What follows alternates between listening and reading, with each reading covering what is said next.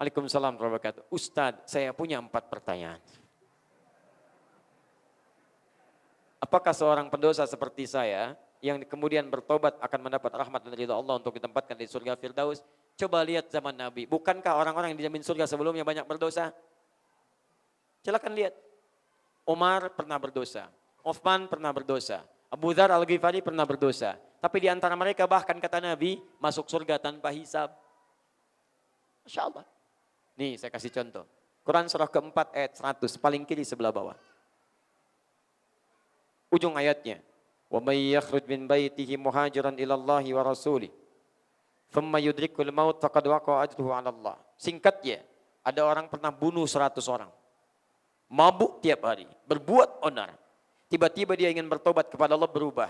Konsultasi pada seorang syekh. Kata syekhnya, kamu bukan berarti nggak bisa baik. Cuma kamu tinggal di lingkungan yang membuat kamu tidak baik. Pindah dari sini, pindah ke sana untuk belajar. Maka ditinggalkan tempat ini.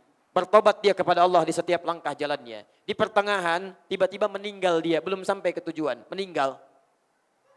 Jaraknya cuma sejengkal dari tengah. Apa yang terjadi? Turun ayat, menyampaikan, dakhalal jannah. Taubatnya diterima, masuk surga. Taubat diterima, masuk surga. Kisahnya dirangkum di Quran surah keempat, ayat 100. Wa may yakhruj min baitihi muhajiran ilallahi wa rasulih.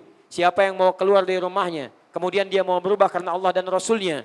Hujan gerimis dia keluar, hujan deras dia keluar. Tak peduli apapun yang terjadi di lapangnya. Kemudian dia bertekad untuk berubah karena Allah dan Rasulnya. Thumma yudrikul maut. Kemudian dia mendapatkan maut, meninggal di tengah jalan. Faqad aqwa ajruhu 'ala Allah. Ditulis pahalanya masuk surga. Orang tadi bunuh 100 orang. Mabuk, banyak keburukan, bisa masuk surga. Antum yang tadi menyebutkan ini pernah bunuh orang. Berapa kali mabuk dalam sehari?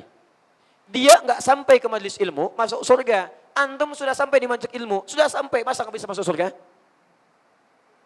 Ya, ayo kembali kepada Allah, tobat dengan benar. Cara tobatnya dari Quran surah keempat ayat 17 sampai ayat 18. Kalau Anda masih hidup, belum meninggal, maka Allah akan berikan anugerah yang lapang dalam kehidupan Anda. Saya tutup dengan sebuah kisah. Ini nyata, ada seorang pemuda mau tobat. Nyata ini. Kemudian dia belajar pada seorang guru. Kata gurunya, kamu harus bersabar, karena saya di sini cuma makan kurma minum air putih. Kata pemuda tadi, saya akan bersabar, berusaha Syekh. Masya Allah, di situ dia berubah. Awalnya tidak mudah. Makan cuman kurma, minum air putih, belajar Quran, sholat, tapi terjadi perubahan dalam dirinya. Satu kali secara singkat setan datang, menggoda. Kamu makan kurma air putih, itu baru 3 hari, gurumu mungkin 3 tahun, 30 tahun, berikan bakti pada gurumu. Cari makanan di luar, berikan pada guru. Masuknya halus, tapi dari setan. Tiba-tiba keluar dari sini, cari makanan. Bakat yang dulunya, bakatnya dipakai. Begitu sampai di rumah tetangga dia lihat, naik, ngintip, gak ada makanan. Jalan lagi. Sampai di rumah kedua, naik, begitu naik mencium bau makanan. Lompat dari pagar, ditemukanlah satu panci isinya 3 terong, sudah matang, baunya enak sekali. Begitu dibuka kata setan masuk, cobain. Kalau enak, ambil. Sidangkan pada gurumu. Kalau nanti ada yang protes penghuni rumah, sampaikan, Syekh kamu menginginkannya. Syekh kamu orang terpandang pasti akan diikhlaskan. Maka dicobalah orang-orang tadi. Begitu dicoba, lihat, perhatikan bagaimana anugerah Allah akan menjaga orang ini. Begitu masuk ke dalam mulutnya, datanglah pertolongan Allah. Itu bukan punya kamu. Haram. Maka ketika datang itu semua namanya burhan. Lihat, orang yang mendekat kepada Allah akan dijaga oleh Allah Subhanahu wa taala. Begitu dia sampai kalimat-kalimat tadi, langsung dimuntahkan oleh orang ini. Ini sudah fitrah, Pak, Bu. Kalau Anda mendekat kepada Allah, akan ada bisikan hati ketika Anda berbuat maksiat. Gak percaya begini ya, gak percaya. Ini dalam situasi hujan, nanti Anda pulang dari sini keluar. Coba iseng-iseng pakai sendal orang lain. Pakai aja. Nanti di hati Anda akan ada suara mengatakan, itu bukan punya kamu, tinggalkan. Gak boleh. Kalau Anda sudah mendekat kepada Allah, suara itu akan ada. Tapi kalau Anda jauh dari Allah, suara itu tidak akan ada. Bahkan bisa berubah. Itu bukan punya kamu, bukan, tinggalkan. Punya kamu tuh yang lebih bagus, ambil. Jauh. Maka orang ini, lihat, dijaga oleh Allah, dibuang. Perhatikan, saya belum selesai. Begitu dimuntahkan, dia lari kemudian kembali ke syekhnya ke masjid. Begitu sampai masjid, syekhnya sedang berhadapan dengan seorang perempuan, di luar ada seorang laki-laki sepuh. Begitu melihat si pemuda tadi, kata syekhnya, ya bunai ta'al, nak sini, lihat apa yang terjadi. Kata gurunya, Ini ada perempuan ditinggal suaminya. Sudah habis masa iddahnya. Dia mencari seorang suami yang saleh. Saya akan nikahkan dia dengan kamu. Kamu setuju?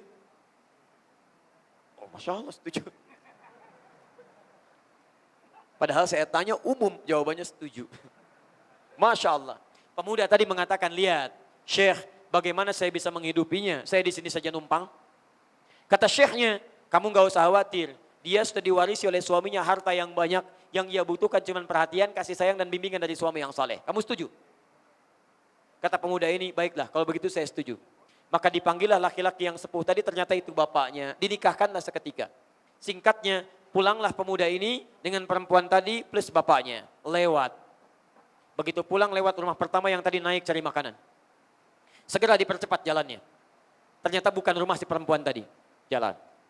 Begitu lewat rumah ini yang tadi ada terong, mau lebih cepat lagi. Ternyata ketika akan mendahului istrinya, dipegang tangannya oleh istrinya. Zauji hadza baitina. Suamiku sayang, ini rumah kita. Masya Allah. Masuklah ke rumah yang ada terongnya tadi. Hatinya sudah dak-dikduk tidak karuan. Begitu masuk, istrinya mengatakan, Zaujil karim, hal anta ja'i? Suamiku sayang, apakah engkau lapar? Suaminya nggak bisa mengelak, kata beliau, bala, ya, saya cuma makan kurma minum air putih. Kata istrinya, tunggu sebentar. Intazil qalilan. Maka dia pergi ke dapur, rupanya dia masak terong untuk menjamu suami barunya. Begitu datang ke dapur, lihat terongnya bermasalah, dia katakan, siapa yang makan terong saya? Kalau Anda dalam situasi tadi, jujur, apa yang mau dikatakan? Jangan katakan kucing. Lihat, apa jawabannya? Karena iman sudah melekat pada dirinya, dia sudah mau berubah, maka Allah menjaga lisannya.